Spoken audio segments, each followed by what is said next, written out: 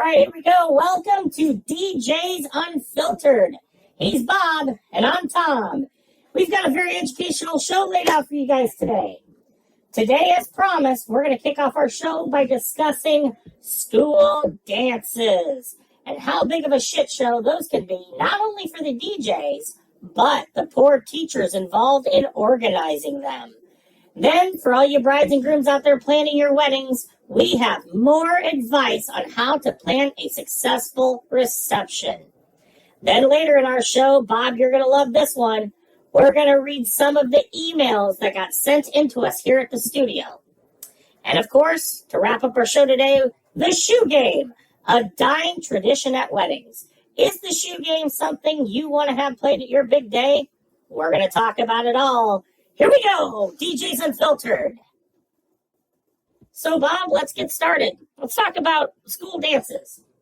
Now, I don't know about you, but school dances can be a pain in the ass, not only for the DJ, but the teachers. As you know, school dances can be a pain in the ass for a lot of these teachers to organize because with a school dance comes fundraisers. These kids, they have to raise the money to hire the DJs to come in and do the dances. Now, Bob, you're a parent, aren't you? Oh, I am, yeah. Do your kids constantly come home having to sell shit to raise money for some of these school activities?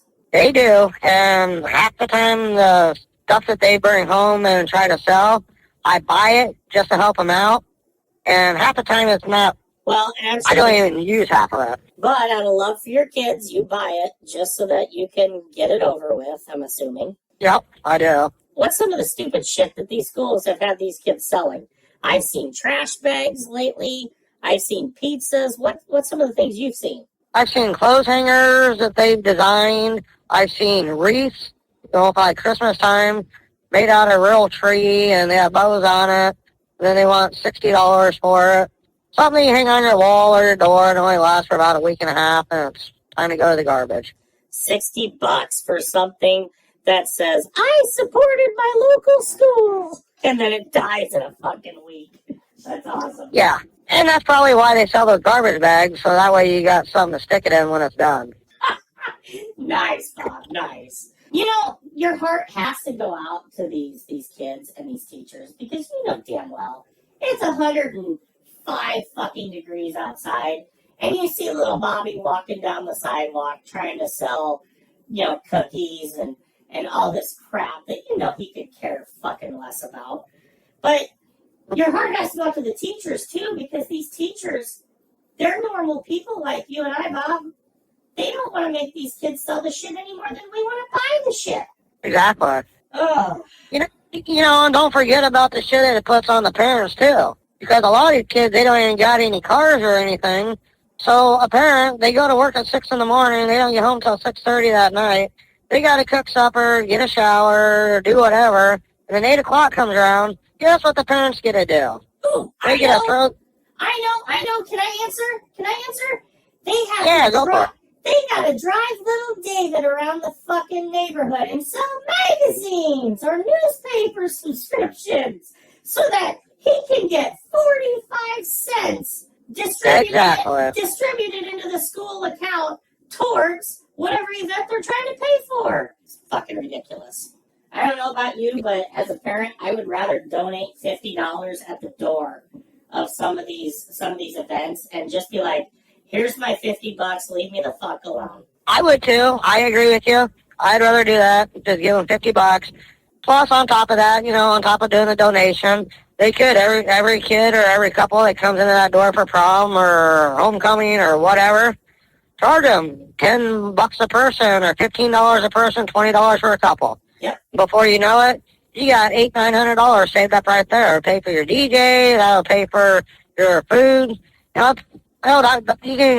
even have extra money to put away for your next future dance. Well, you know that I am now retired. I told you this on the last show, but I used to do a lot of school dances. School dances help a lot of us DJs, stay in business over the fall months when wedding season slows down. Because you've got your proms in the spring, and then you've usually got your homecoming dances in the fall.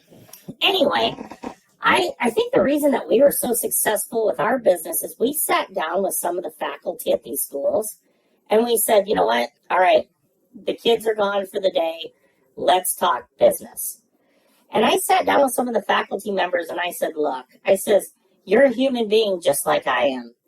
I'm sure you have more important shit to do with your life, like grade papers, plan the next science fair or something like that. I'm like, I highly, highly doubt you want to be riding these kids' ass every day asking, Johnny, did you sell your 17 subscriptions around the neighborhood so we get $20 more in the account?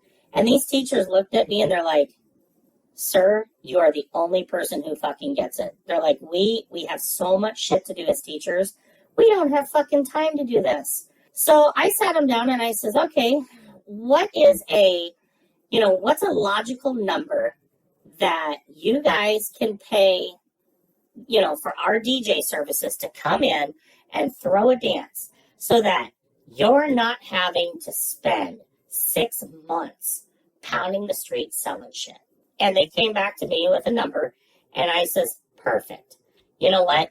If you sit down and you divide this by, a certain number of kids, it's $10 at the door. Pay a cover charge to get into the dance. You don't have to sell this shit anymore, Bob. Yeah. It works perfectly. One school told the next school, the next school told the next school, and next thing you know, we were serving about 25 different schools. And that's good. I like that idea. I like how that all just fell together and everything worked out.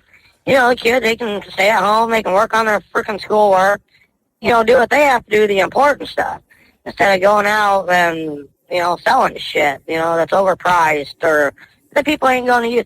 Because, half the people that buy this stuff, they don't buy it because, they're dying to have, 10 garbage bags for $45. When you can go to Menards or Baumgars and you can buy 60 bags for probably $10. They do it just for the thought of helping these kids out. Yeah. So let's take a look at, I don't think a lot of people realize how much headache, and stress it brings on the teachers to organize these events. Let's take a look at the actual DJing side of it at some of these school events. Now, one thing that I really want to bring up in today's episode, for all the parents that are listening out there, please, for the love of God, the day of or the night before a school dance, sit your kids down and talk to them about what is acceptable at a school dance and what is not. And I'm specifically aiming at the parents that have boys. You know why? Don't you, Bob? Oh, yeah. We've talked about this. We've talked about this. Yep. You've got boys and girls come up to the DJs during these school dances.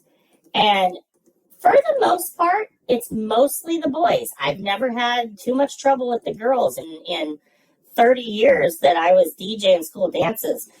It's mostly been the boys. They come up and they want to listen to this fucking gangster rape music. And it's like, guys, come on. This is a school event. I understand these kids are young, dumb, and naive, but it's like, even they're smart enough to realize that I'm not going to play this at a school event. We got to keep it clean. Yeah. It's like, if you want to listen to this gangster rape crap, then do it in your cars as you're driving around smoking weed and robbing gas stations, as you slowly slide your way closer and closer to juvenile hall. This is a school event. I mean, you don't see the girls coming up requesting stupid shit like this at a school dance, but every single one of the boys will try over and over and over, and they think they're just the coolest. You want some advice? You know what, Bob? You want some advice? You're a parent. You have a boy at home. Here's some advice for all the boys out there. You want to be cool? Get a goddamn education. Stay out of fucking trouble.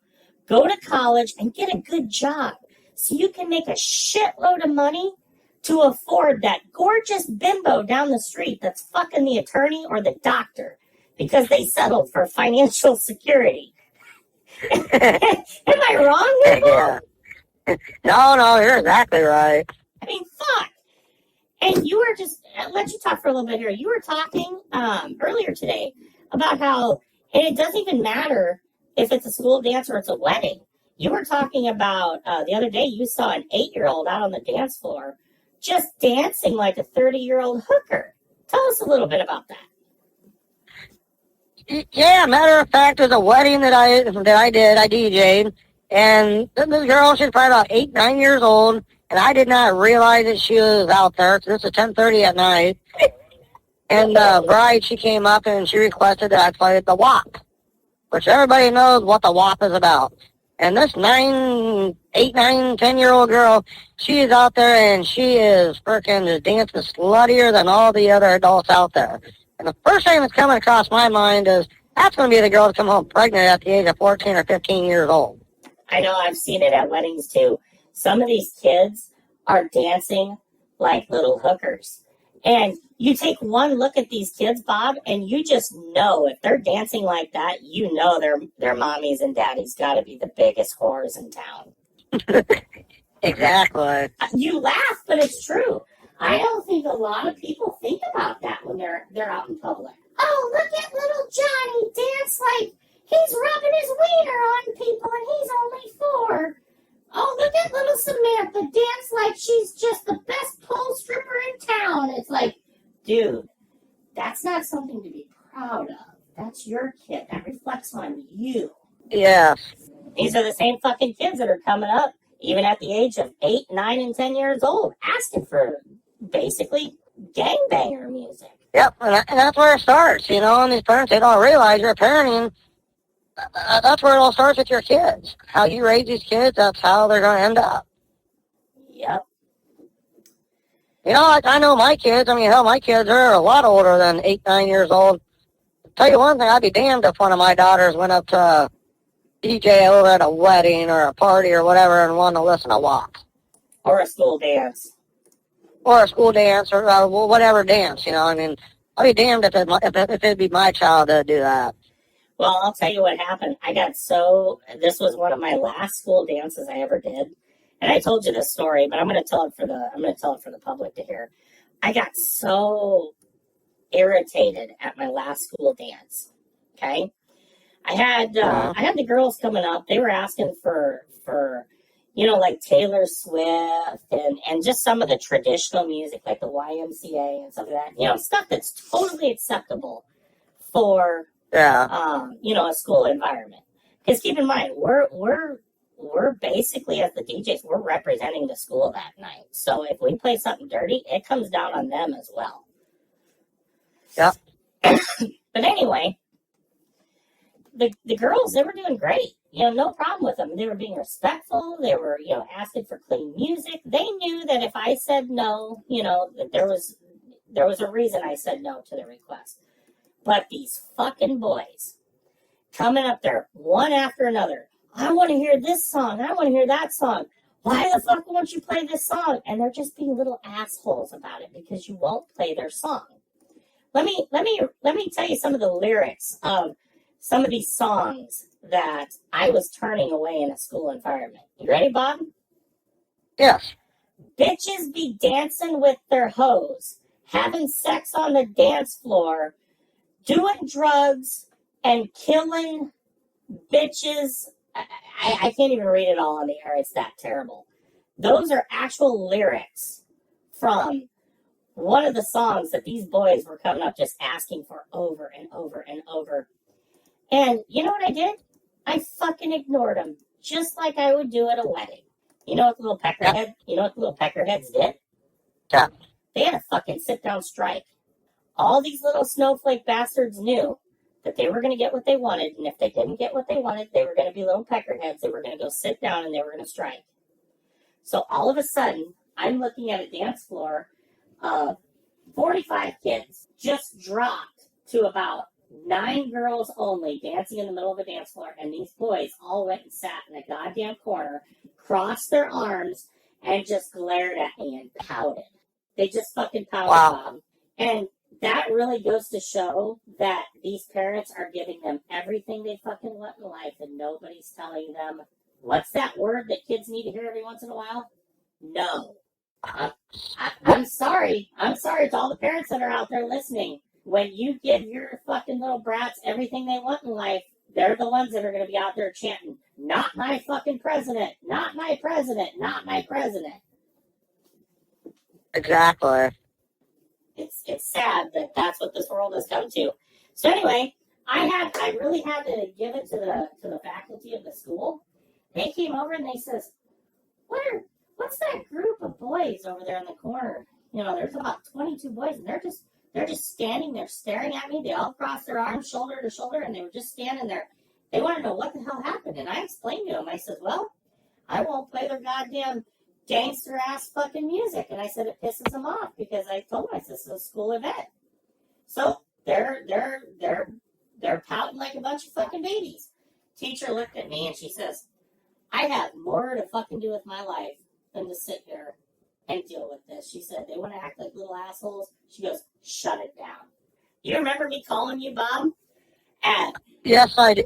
10 o'clock at night, and I told you that prom shut down at fucking 9:30 because these little peckerheads thought they were going to have a fucking strike at the school. Oh, yeah, I remember. Yeah. And that's that one when they told you to shut it down, you're hauling your equipment and stuff out, and they're all sitting there flipping you off like a bunch of immature little bitches. Yeah, fucking minors spitting on me. They were pissed off. They were spitting on me. They were spitting on the equipment because they were pissed off because Mommy and Daddy have given them everything they ever wanted in life.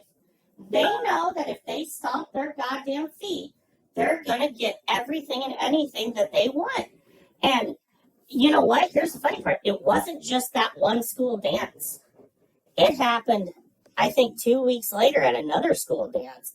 And a week after that at another school dance. Yeah, it's pretty sad. It really is. I mean, it's not just that school. I mean, it's a bunch of schools, different schools. And I'm sure if we was able to play every school in America, I'm pretty sure we'd probably come across at least 1 to 2 schools in each state that has these freaking kids that think that they're entitled to everything. Yeah.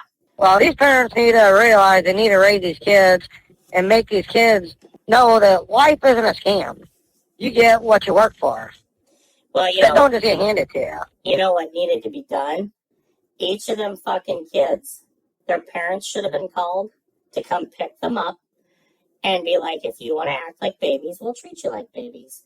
Come pick them up at 8:30 at night, explain to their parents that they were part of the group that ruined the dance for everybody else, and they can explain to the school the next day in the school board that prom shut down at 8 o'clock at night because we were being little jackasses. And I mean, that shit will end pretty fucking quick when you start. I'm sorry, Bob, I'm going to sound like an asshole, but it's coming down to public shaming is what it's coming down to. It's the only thing that gets through people's heads anymore. I agree with you. And another thing I think that they had to do with, these little fuckers like that, they need to make these kids, like, if these kids are sophomores and juniors or, like, the lower classmen or whatever, the school needs to make them responsible and tell them, okay, we're going to have a DJ next year. We ain't doing any selling. All you kids that ruined the prom, we're going to divide it up in 8 or 9 or 15, whatever, how many kids ruined it. We are making you guys pay for the DJ this next year. Or make them serve the fucking tables or some sort of punishment. These kids cannot keep going unpunished. Well, no, they can't because it's not fair for the kids that actually went out and busted their ass to sell shit, just so that way they can have a nice prom and a nice DJ and stuff like that. Well, then it got shut down because their classmates want to be a bunch of little pricks. Yep.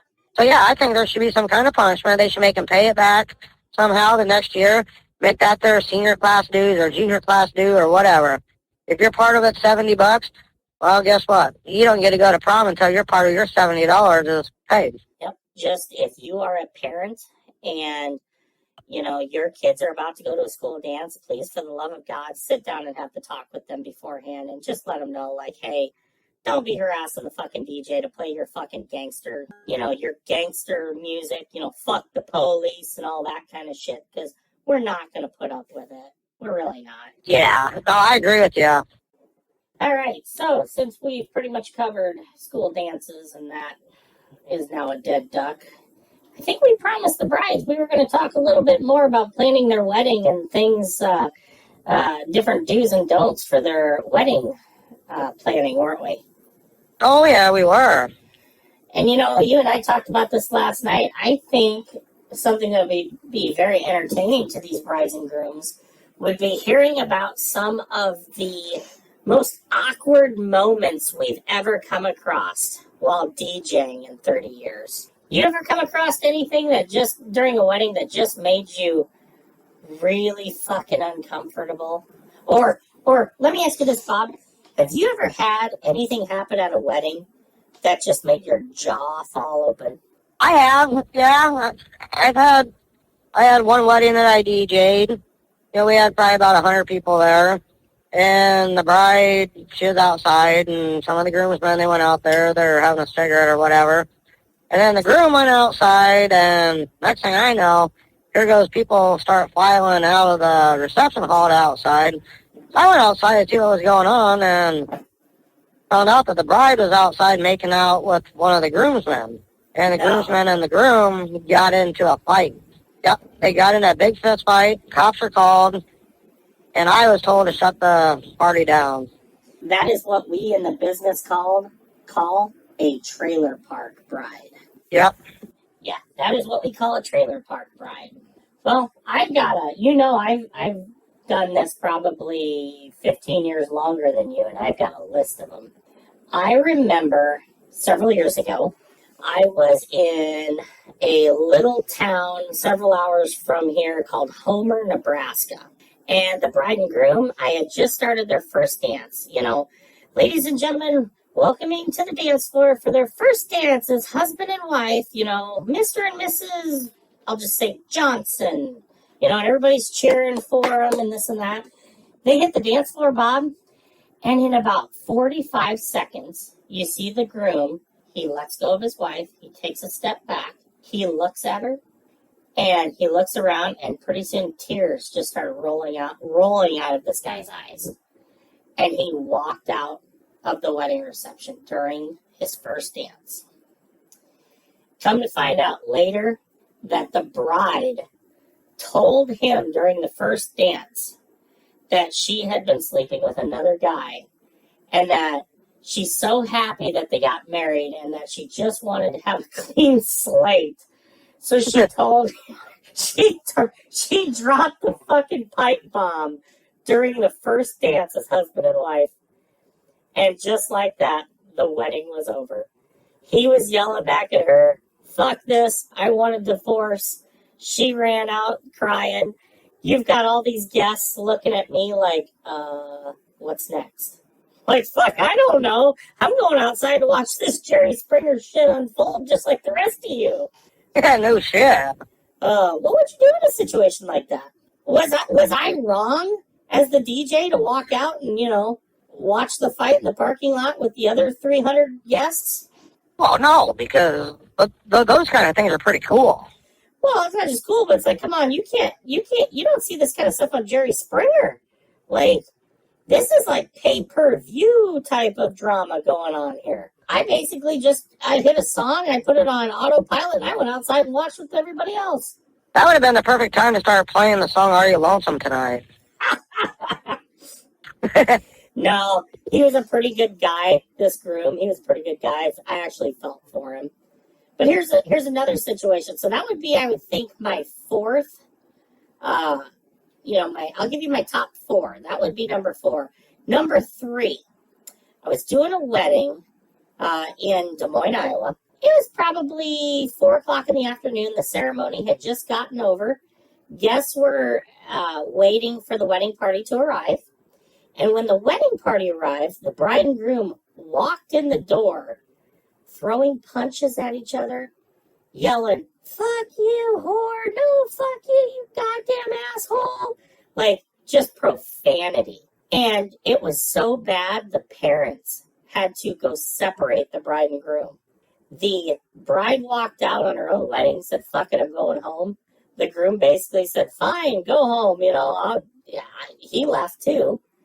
And here comes the father of the groom up to me going, "Well, you're the DJ. Stall. We need some time. Stall." And I'm sitting there going, okay. I hit the fucking Cupid Shuffle at 4 o'clock in the afternoon. And I'm playing the Cupid Shuffle, Macarena. I'm trying to get people out on the dance floor, so that they, forget about what just transpired here, Bob. And Yeah. the party was already ruined. The bride and groom had already ruined their own reception. A handful of people stuck it out till about 6 o'clock in the evening, at which time the bride and the groom came back. The father of the groom came up and he made an announcement. He asked if he could use my microphone, and he told everybody, he's like, both sides of the family would like to apologize. This isn't like these kids. It's just that, today has been so stressful on both of them, and they just finally had a meltdown. And you can just hear people saying under their fucking breath, Bob, like, this is your wedding day. This is supposed to be the happiest day of your fucking life. It's only going to get worse from here. No shit. So I won't bore you too much longer, but I'll get down to number 2. Okay, this is my number 2 on my list. Bride gets punched out. I walk up to the head table during the toasts at a wedding, and this one was actually in Lincoln, Nebraska. It's about 3 hours down the road from where I live. It's the capital city of Nebraska, if anybody's ever been there. I walk over to the bride and groom, and I'm up at the head table, and then I'm announcing, it's now time for the toasts. We're going to kick things off here with the maid of honor, and I said her name, and I handed her the microphone so that she could get us started on toasts. As I turned to walk away, I didn't even get the privilege of seeing it happen. All I heard was crack. I turned back to look and see what happened. The bride, face first, over the head table. And she was a bigger gal. She landed on the table. The table breaks, falls to the ground. She's crying. She's got blood running down the front of her beautiful white, bridal dress. The maid of honor punched her so hard. Just dropped this bitch in her tracks. Broke her fucking nose. And they ended up actually having to leave to go to the hospital. And I'm just sitting there, I'm dumbfounded. Like, I have no idea, like, what just happened? And the photographer comes over to me, and she's trying to keep a straight face. She's trying not to laugh. And she looks at me and she goes, I think the bride slept with somebody that she wasn't supposed to at the head table. Oh, shit. Yes, sir. I come to find out that the bride fucked the husband, the maid of honor's husband. And the maid of honor knew it. And she was waiting for her fucking wedding day to deliver her payback. Wow. Knock her the fuck out. So, That's some WWE shit right there. Oh, I know. So here we go. Can I get a drum roll, please? The number 1 most awkward thing that I have ever had to endure in my DJ career. Coming in at number 1.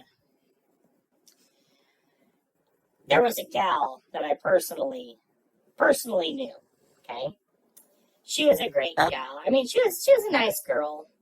Bob, she was so good looking. I mean, she was a very good looking gal.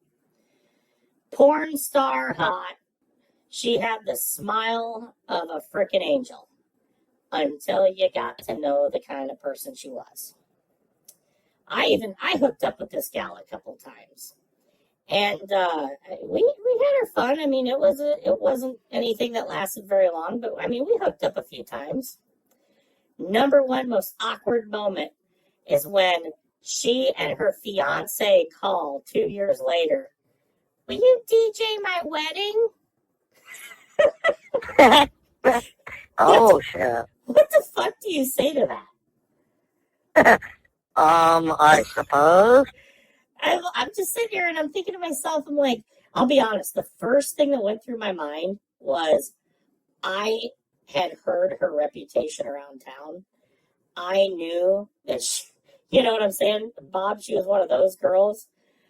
She had a reputation, if you know what I'm saying. Oh, yeah. She had been on the cock carousel all over town. And on bicycle, everybody got a ride. Yep, and now here she is calling me here she is calling me, asking if I'll DJ her wedding and introducing me to her fiance. And the first thing that goes through my mind is I'm sitting there thinking, is this real fucking life right now? Like, I know this girl. I've slept with her several times. There's no way in hell that she's going to get married to anybody. You know what I'm saying? And if she did, of course, this guy was a wealthy, very wealthy, rich farmer. So you could just read it on her face that she was just going to clean this poor bastard, right? Yeah. Lo and behold, I mean, I told her, I says, I guess, I mean, I'm trying to be a professional. You know, it's like, I'll do the wedding, even though we've had a sexual history together, I'll do the wedding. I took a deposit, and I told her, I said, this is non-refundable. I said, if something happens that you guys break this off, I says, you know, you're not getting your deposit back. This deposit is to hold the date. And they agreed. Lo and behold, 1 month before the actual wedding, it was blasted all over social media. The bride was sleeping with about 4 other guys, and he kicked her ass out to the curb. The wedding was canceled. That was an easy paycheck there for you. People are going to look down on me for that story, but you know what? You and I agreed we were not going to hold anything back with this podcast. This is some of the shit that you run into when you're working in the DJ business. Am I wrong, Bob? No, you're 100% correct. You know, and I see it all the time, too. I mean, I'll honestly tell you the truth, you know, all the years I've been doing this DJ and stuff, I've still got some of the people on my Facebook, and there's at least 4 of the couples that I've DJ'd for, they're already divorced. Oh, yeah. That's what we call return business, correct? Yes. Yep, that's return customers. Okay. We like those. So am I wrong when I make this statement for everybody out there that's listening? If you have worked in the wedding industry for an extended period of time, you can pretty much look at a bride and groom and get a feel for them, and you can tell if they're going to make it. Am I right or wrong here? Yep, you are right. You can tell just by the way they act to each other, the way they talk and look at each other. And like you said, you can tell who's out for the money. Oh, yeah. And you can tell who's out to clean the other one out. Yeah. You know, and I've had a couple of those, too, where the one couple that I did is over in Lincoln, Nebraska, and yeah, I knew just right there, I knew that marriage wasn't going to last long, and we got about 18 months into the marriage, and yeah, she's out driving a brand new Corvette, and they had a set of new jet skis, and it's probably about 3 months after that, yeah, he was pretty much doing the same thing, booting her ass out because all she was seeing was the dollar signs. Yeah, I knew a bride like that. She got married at least 5 times. 5 times in my 30 years of DJing, and she'd call us up every time. It's about every 2.5, 3 years. As soon as she'd get the first divorce finalized, she was calling in, you know, hey, I need a DJ. I need to hire you guys for another wedding. And I'm just like, towards the end, I couldn't even keep a straight goddamn face anymore, Bob. Like, they're sitting there saying I do at the ceremony, and I have this knot in my throat, trying so hard not to just fucking lose it. Because you know it's on a burn. Okay, so I'm not Catholic, okay? I'm not Catholic. I'm going to rip on the Catholics here for a little bit. But I know if you're Catholic, don't you have to go through like this premarital counseling or something? I believe they do, yeah. Because I've heard from a couple buddies that got married that were Catholic that they had to go to these what do you call it, this Catholic retreat. And it's a premarital counseling thing where the different priests get together and they try to, teach you how to put up with each other, basically. And I guess it's a long, drug-out class. Well, I was thinking about this the other day. I was thinking about that particular bride that had gotten married like 5 times. Bob, you and I, we're both ordained. We're both ordained ministers. We can both marry people. So why the fuck are we not putting our couples through some sort of premarital counseling before we agree to marry them? No, sure. We should, just to fuck with some of these people. You know what we should do? We should rent a goddamn house, and just like the show on CBS, Big Brother, we should take this couple, lock them in a fucking house together, right? Make them pay the mortgage. Make them pay the mortgage for 5 fucking months. Throw 3 screaming toddlers in the house. And remove and block all cable stations so all they can do is go to work, pay the mortgage, put up with 3 screaming toddlers, and watch fucking Paw Patrol for 9 hours a day. You'll find out real fast. You'll find out goddamn fast how many of these couples are meant to be together and how many are going to fail. Yep, that's correct. And if you want to Oh yeah, if you want to take yeah, it a no, step further, and no sex Yeah. for 5 months. that's where I was going too. You want to take it a step further? Put fucking security cameras all over the house and tell them straight up, like, hey, there's no hanky panky because we're watching. You know, no sex, putting up with that kind of shit. You're going to find out real quick how many of these goddamn couples truly love each other. Yep. And then if they can pass our test, then oh by God, just give them the fucking marriage license. Fuck, we'll even pay for the goddamn wedding ourselves. Yep, we'll pay for their wedding. There you go. That's what the Catholics should start doing. The fucking Catholic churches should start funding some of these weddings if they pass the goddamn test. Think about Hell it. yeah. That makes more sense. It really does. Because, when they do these Catholic retreats or whatever, half the shit that these fucking brides or future brides are fucking telling the priest or preachers and stuff like that, it's all fucking lies. Oh yeah, he makes me feel happy, and, he rubs me the right way, and he flogs my dolphin the correct way, and this and that. Whatever they say. Until his fucking age catches up with him and he can't get it fucking hard anymore in the bedroom, and then we'll find out exactly how fast he's still your dream man. Right, women? Exactly. The poor bastard hit reality. What was that? Pay the mortgage, make a couple car payments, pay all the groceries. You don't do anything. You don't get to go out and hang out with friends. You don't get to talk on the phone with your friends. You don't get to go play pool. You can't have a couple drinking buddies over. You are at home by yourself with this naggy-ass, crabby woman and 3 pain-in-the-ass kids that won't stop screaming. Like you said, watching Paw Patrol for 9 frickin' hours. And see how fast the guy loses his sanity. You don't know how strong your relationship is until you've worked a 12-hour day at a job where you absolutely just want to fucking hang yourself. Then you walk in the door, you want to sit down in the chair, but you can't because you have 3 screaming kids. One's coming up to you going, Daddy, my finger smells funny. Well, why does it smell funny? Because I shoved it in my ass. Well, good for you. Daddy, I'm fucking hungry. Will you make me some dinner? You get where I'm going with this, right? Oh, I do. These fucking brides, they think, oh, he proposed to me. He asked me to marry me. And it's like, immediately their brains go to their fucking ovaries. It's so true. I'm sorry, ladies, if you're offended, but it's true. You got to think about long term here. You've got to, when you tell somebody, yes, I'm going to marry you, you have to think about the fact that all you're seeing is what's in front of you.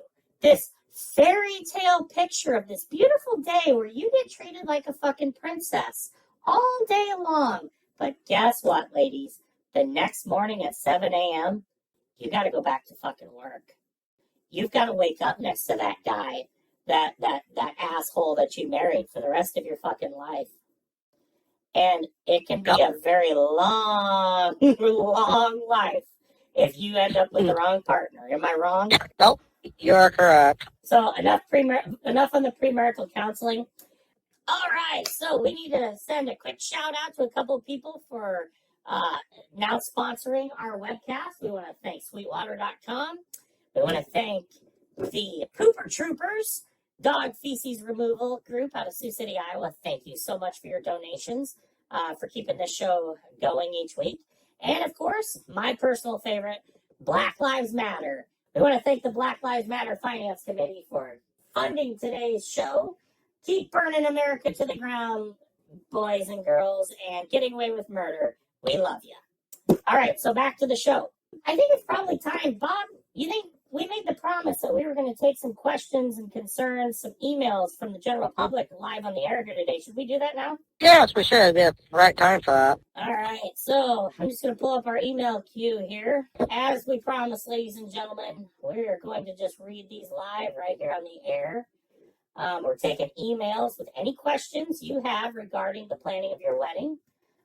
We're happy, of course, Bob and I both, to give any of our input that you need to plan your special day. So Let's go to our first email that came in. Bob, this one's actually for both you and I together. As a fellow wedding vendor, I loved your show last week. You guys hit it spot on with how many of us wedding vendors are absolutely sick to death of these fucking children running around at these weddings.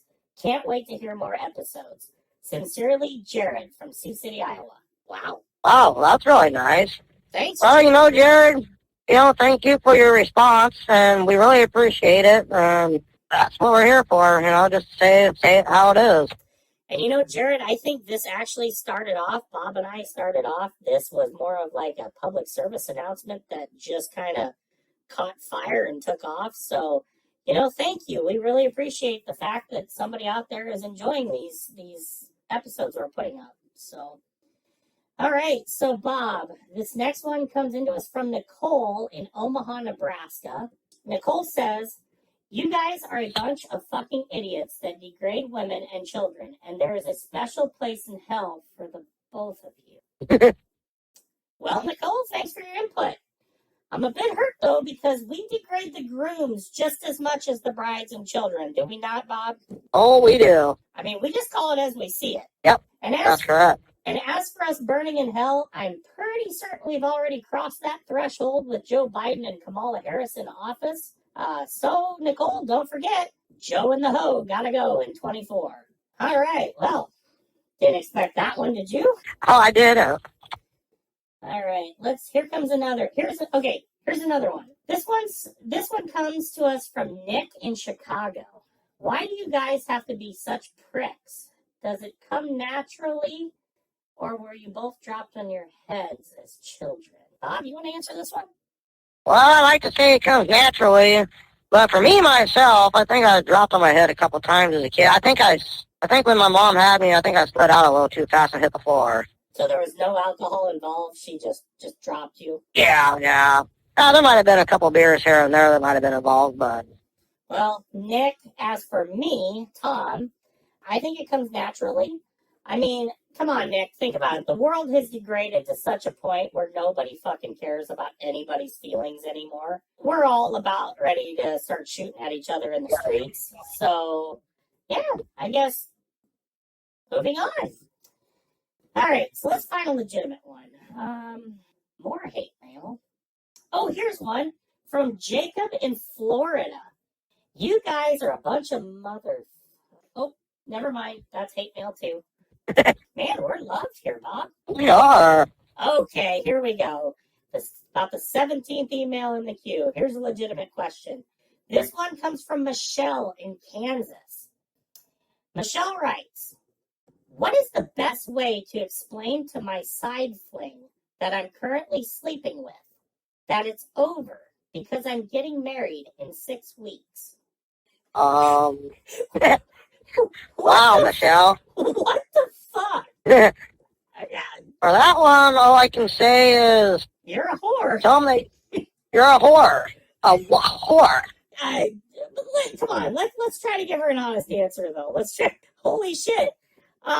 Well, Michelle, first of all, I think you need to reevaluate what's most important to you in life. Is it getting wiener, or is it finding someone that's truly going to be by your side the rest of your life through thick and thin? But as for the best way to tell your side fuck you're getting married and that it's over, Bob, I don't even know how to answer that one. Oh, you could start off telling him you used to be a man. Let's honestly try to give Michelle a good answer here. I mean, I know we're a bunch of smartasses, but you know what? This would be a perfect topic for next week's show. This is something, because with us being a couple of assholes and stuff, this is even one we got to sit on for a couple of days and figure out how to explain this to someone. Damn. I mean, Michelle, thank you for writing in. First of all, Michelle, try to keep your legs closed. Second of all, I think, ladies and gentlemen out there listening to this, let's make this the topic for next week's show. Because, Bob, it's going to take me at least 12 beers to even come up with an answer to this one. And unless you got something, let's just keep moving on, and we'll make this next week's topic. Well, and even by the time we get the 12 beers drink, by the time we even get an answer for her, then we'd be sober again. All right, so for those of you who missed the question, please write in with your answers. The email address that you can contact us at is listed down in the comments of our YouTube video. Again, Michelle's question, Michelle from Kansas asks, what is the best way to explain to my side fling that I'm currently fucking that it's over because I'm getting married in 6 weeks? So we're going to ask all of you out there in the general public to think about this one. Send us what you would do. How would you tell your side fling that you're currently sleeping with that it's over because you're getting married to another man in 6 weeks? Send your responses in. Michelle, we're going to get you an answer on next week's show. Let's try. Yeah, that one really threw me for a loop today, Bob. I'm sorry that this show just got derailed very quickly. Thanks, Michelle. You have officially stumped two of the biggest assholes in the Midwest. Amen. Moving forward, let's talk about the shoe game because we're running out of time here. What's your thoughts? Oh boy. What's your thoughts on the shoe game? Let's get straight to that one. How do you feel about the shoe game, Bob? I think the shoe game is overrated and it sucks ass. I think the shoe game it's a dead fucking duck. It is. I know after 30 years of DJing, whenever I, try to get people's attention and say, ladies and gentlemen, we're going to, please turn your attention up here to the dance floor as we play the shoe game. Nobody gives a shit about the shoe game anymore. Yeah. If anything, it almost feels like a punishment to some of these guests. It feels like a death sentence. If there's any brides out there that I can suggest to you, I would stay away from the shoe game. Nobody cares. It's something of the past. It's just fucking painful for guests to sit through. It is. The shoe game, it takes 20 to 30 minutes out and, out of the dancing time and, the other activities that we do during weddings and stuff. And some of the questions, that a lot of the DJs ask are just fucking retarded. Like who has the most credit card debt? Who has the bigger wiener, or who's the most sensitive during a marriage, or whatever. But the problem with the shoe game is the same fucking questions have been asked for 50 years. Who snores louder, the bride or the groom? And the bride and groom hold up a fucking shoe. You know what I'm saying, Bob? Or, oh yeah, who gets up earlier in the morning, the bride or the groom? And someone holds up a shoe. It's like, nobody gives a shit anymore. These people are here for, let's just be honest, our fucking society have become a bunch of mooches.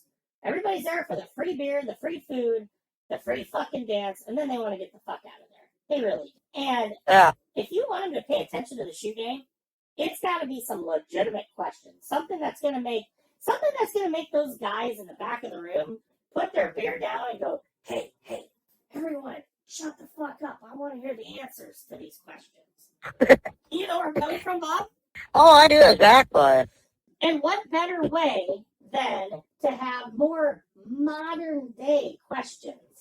I came up with a few of them for us here today, Bob. All right. So, ladies and gentlemen, it's time for everybody's favorite game show. It's time for the shoe game. But tonight, we're going to ask the questions that we prepared for the bride and groom. Question number 1. You're going to love these. These are great. These took me some time. Who is more likely to step out of the relationship and cheat first? Is it the bride or is it the groom? I guarantee you nobody's shoes are going up. Just watch their fucking eyeballs pop out when you start throwing these questions at them. Oh, boy.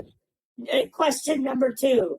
Who is more likely to steal from the collection plate at church? Is it the bride or is it the groom? At this point, I guarantee you, Bob, at this point, if the bride doesn't walk up and knock your ass the fuck out at a reception, you know you got the coolest fucking bride and groom in the entire Midwest. No shit. Question number 3. Who likes things shoved up their ass more during sex? Is it the bride or is it the groom? I mean, come on, there's some guys out there that are into some kinky shit, I mean, this is modern day, gay rights, stuff like that. I mean, we've got legitimate questions here, guys. Yep, we gotta include all of them. Now I know the answer. They must have asked this one at your wedding, Bob. Who is more likely to be the one to visit the sex toy store? Is it the Yeah, we bride or both the groom? can agree that the groom there held his shoes up for that one. So between you and your wife, you're probably the one that'll go to a sex toy store before her, correct? Oh yeah. Yeah, and people, they even tell me, you know, that I talk to, they even say I'm the type of guy that fuck a rattlesnake if it sits still for me. That's Bob for you, ladies and gentlemen. Horny old goat DJing weddings and picking up dog poo on the weekends. Here's another question. I love this one. This is the caveat of our new shoe game. Who is more likely to have an illegitimate child show up at their door asking for money? The bride or the groom? I mean, think about this real hard. Think about this real hard, Bob, because we talked about how many of these brides have been riding the cock carousel around town before they finally settled for financial security with someone decent. Yeah, then by that time, it looks like a mangled up roast beef sandwich was slammed into the counter. Oh, Bob, I love your descriptions. We got one or two more.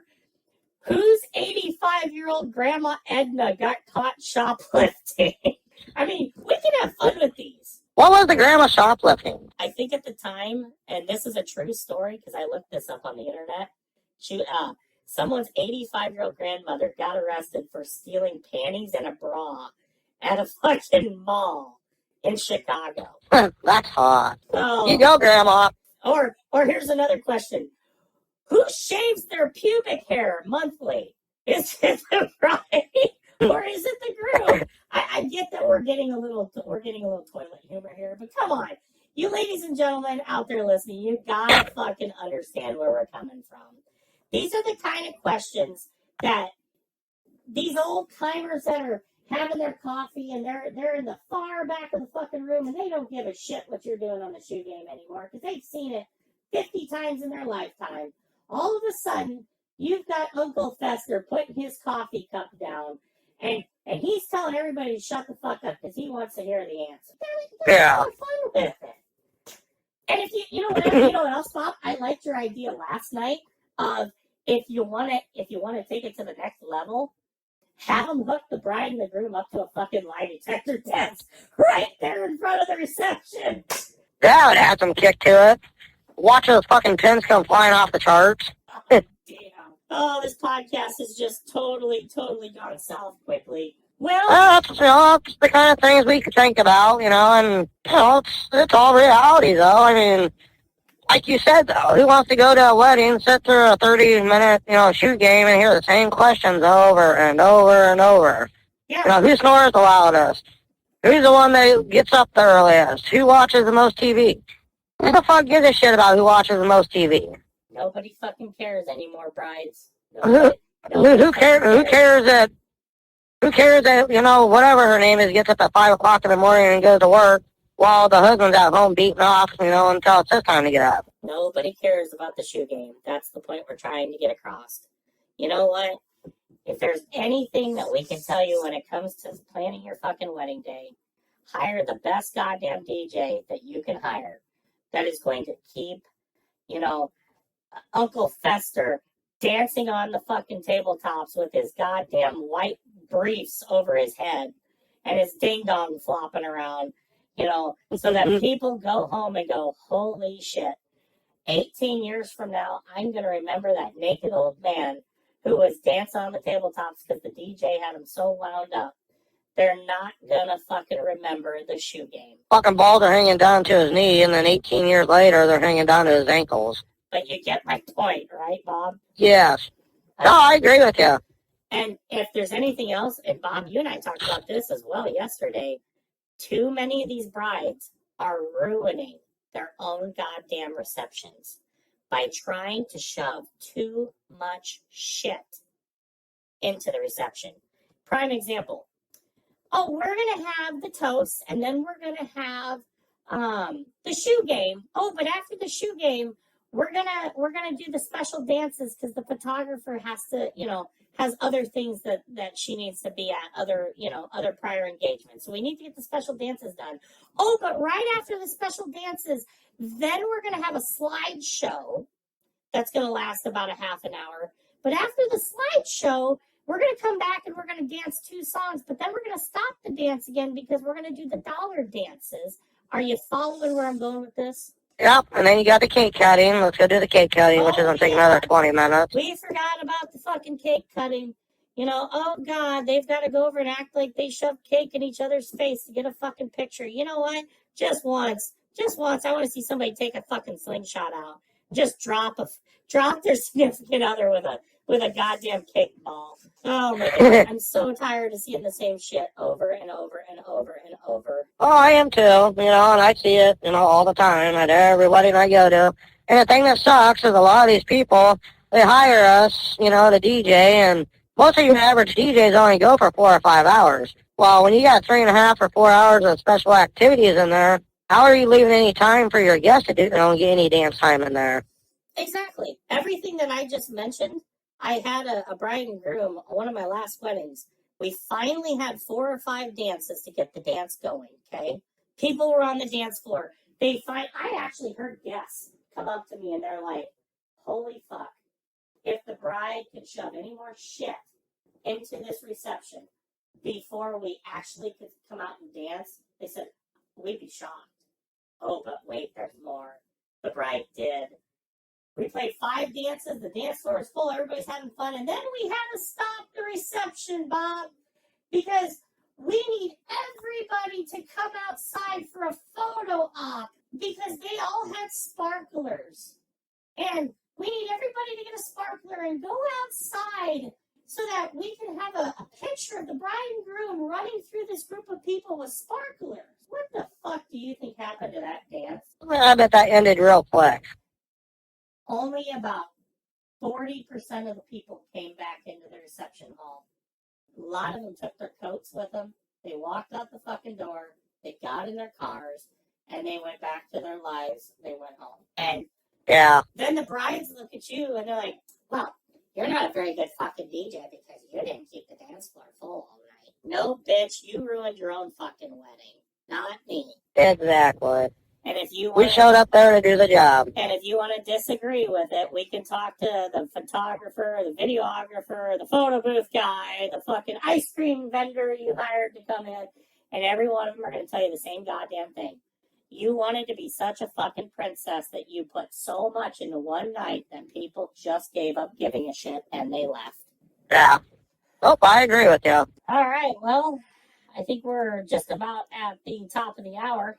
I think we're going to wrap things up here, Bob. I appreciate you being on the call. And don't forget, ladies and gentlemen, next week we are going to have a follow-up with Michelle in Kansas, who's sent in today's email asking us, how do I tell my side fling, whom I've been sleeping with, that it's over and I'm getting married in 6 weeks? I'd like to hear everybody's responses to that. Please send us an email. Tell us how you would respond to Michelle. And Michelle, if you're listening, we will have all of your answers next week on our show. Next week, for next week's show, we're actually going to cut it down to about a half an hour. And we are going to do what is called a wild card topic. So after we come on the air and we give Michelle her answers from all of the fans out there, the wild card topic, it could be anything. Find out next week what we're going to talk about. Take care, everyone. Thanks, Bob, for being on the call. Yeah, thank you, guys.